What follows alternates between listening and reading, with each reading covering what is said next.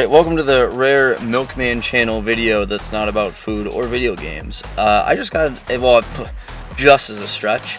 I've been driving it for like a month now, but I got this new car, and I just wanted to show you guys around it, show you what's up, and, you know, partially because I wanted to do this to begin with, but also didn't have a lot of time this weekend, don't have a lot of time this week, so I'll get into some food content, and it's going to be a little challenging, ended up not happening, so here we are.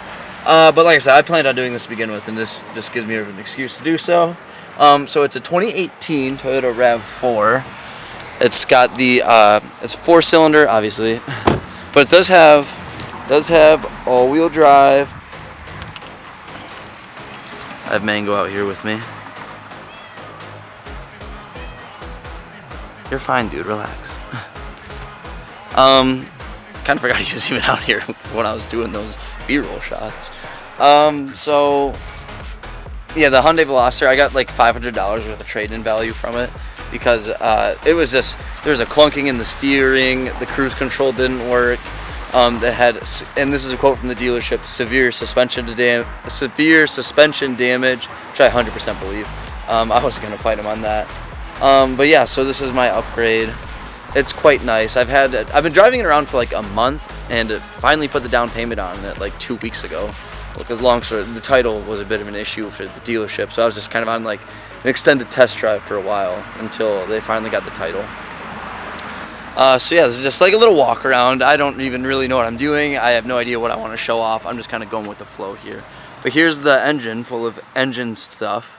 I'm no mechanic. I can change some oil, I can change some brake pads, but you know, what any of this is beats me. Battery. That's probably the air filter in there actually. Here's the block. Yeah. Yeah, that's more. That's about it. Let's see. Oh, it's not a. I low-key just got home, so it's very hot. And it's got the manual hood holder. It's not hydraulic. It comes in this bright blue.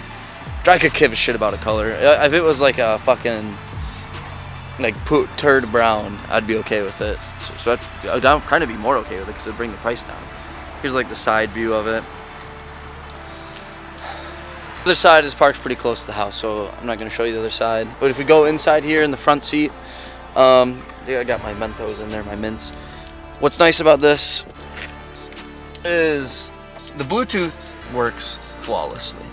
In my Hyundai, the Bluetooth system was like so hit or miss sometimes. Like I couldn't switch songs too fast or else it might disconnect. Sometimes my phone would say it's connected when the car says it's not. Sometimes the car would say it's connected when my phone says it's not. It would take like 30 seconds for it to connect, and even then there's like a 20% chance it could just automatically disconnect on its own. So yeah, having this, I'm just gonna leave that there, it doesn't really matter. Having that, having this Bluetooth radio work flawlessly is pretty nice. Here's the steering wheel. What am I doing? But one of the few complaints I have is I don't really like the position of the cruise control. It works great, which again, huge improvement over my other car. The cruise control, it worked, but I think there was like the button wasn't connecting with the electrical parts underneath it needed to all the time. Because sometimes it could work. If I like hit the button enough times or like moved it around, it would come on. But that's a big if, and I think before I got rid of it, like something really got knocked out of place because I could not get it to come on for the life of me. Sometimes I could get it to come on like once a week, but yeah, it wasn't coming on at all. But here, I don't really like the positioning of this cruise control. I'm a bit of a tall boy, and I sit probably a lot closer than a lot of people my height when I drive, so it kind of gets in the way, but hey, at least it fucking works, right? I would have just preferred, like, on this screen here, well, let me start it up. I guess I should say it's 20, did I even say the year? It's 2018. It's a used car, but your boy's broke. But that's why I've been working 2 jobs. Hold on, my phone's gonna connect, it's gonna start playing, it's gonna be really loud. There we go, I'll turn it down. Here, I'll close the door. The check engine light's normally not on, it's not even running. Like, you get all this info on here, and I could honestly live without all this, if I'm being honest. It's got like 85,000 miles on it when I bought it too. But I could easily live without all that and just like go full analog, and then put the cruise control right here where the control for all that stuff is. Let's see, yeah, well, 86 now, but it was like just below 85 when I bought it. Like I said, I've had it for like a month. But I could do with all that gobbledygook and just have like the cruise control right here, which I wish is what it was, but you know, it is what it is. That's kind of nitpicky. Automatic, I would kind of wish it was a manual, but you know, that Veloster was a 2013 6-speed manual, and you know, especially nowadays, once I was gonna upgrade from that, I knew it was probably gonna be an auto, so I'm not too butthurt about that. There's the passenger seat, yada yada. I haven't played around with this stuff too much because really I don't need to. I do like the physical dials. They are a little stiff, especially this one. But with that being said, I know everything nowadays is like just going to a big old touch screen, which I know a lot of people don't like, and I'm one of them. I like to have physical things, so I don't have to like worry about if I'm mispressing anything when I'm driving. It's tactile, I can feel it, I know what I'm doing, I like that. Alright, let's get out of here.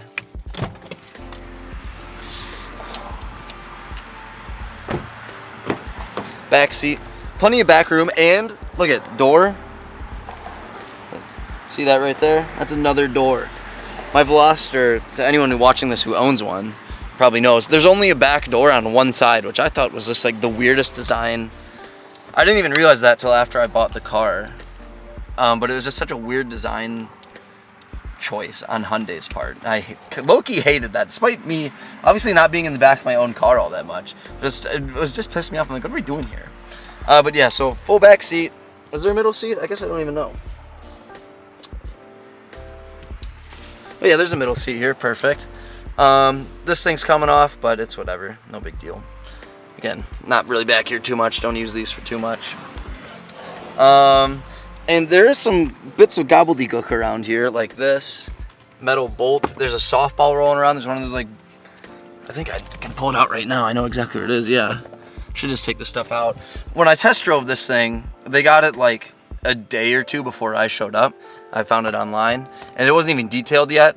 And it was filthy, dude. It was like the dirtiest car I think I've ever seen on the inside when I test drove it. So when I got it, they're like, yeah, we'll quickly detail it for you. So they obviously missed some stuff, which is like they kind of missed big stuff. But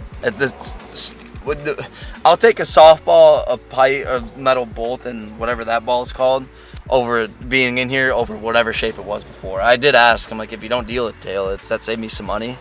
And she was like, maybe like $100. And I was like, yeah, it would have taken me hours to clean it. That's how dirty it was. It took them hours to clean it. I was at the dealership for fucking ever, dude. But yeah, back seat. I guess, yeah, does this fold down? Hey, look at that. Womp, womp, womp. Still very dirty. Yep, they clearly didn't detail that too well. Looks like someone might have some fun in the back seat. Then you got the trunk. Ignore all my shit in here. I kind of lug around a lot of stuff.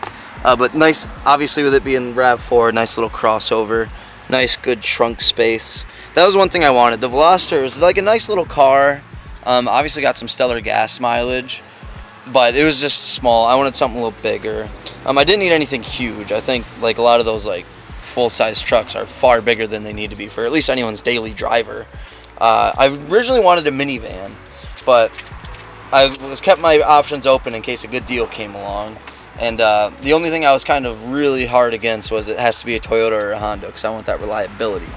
And sure enough, this one came up, and here we are. Plus, this is like the equivalent for what I paid to this to get a minivan, like a Toyota Sienna, for instance. The minivan would have been like in far worse shape. It would have been older with more miles, but you know, trunk space, whatever. But yeah, that's my new car. Like I said, very unusual video here at Milkman Channel. But hey, I do this because I like to share experiences with you guys, and buying a new car, driving a new car is a new experience, so here we are. But hey, for all your food and gaming needs, definitely subscribe, because that's definitely mostly what I post. If you like this video, give me that thumbs up. It goes a long way for us here, for me here at Milkman Channel. And don't forget to comment your thoughts down below. Would love to hear what other people have. Like, what do you drive? What stories do you have with your car? I think cars are very much worth talking about. I think you can build a relationship one with one and very much grow sentimentally attached. Tell me some of your favorite memories with your car in the comments below. I appreciate you guys. And, you know, like I said, I'll see you next time. It'll probably be a food video, maybe a video game one, but it'll be much more probably back on pace for my next one. So, like I said, subscribe so you don't miss it. Thanks for watching. Love you. Bye.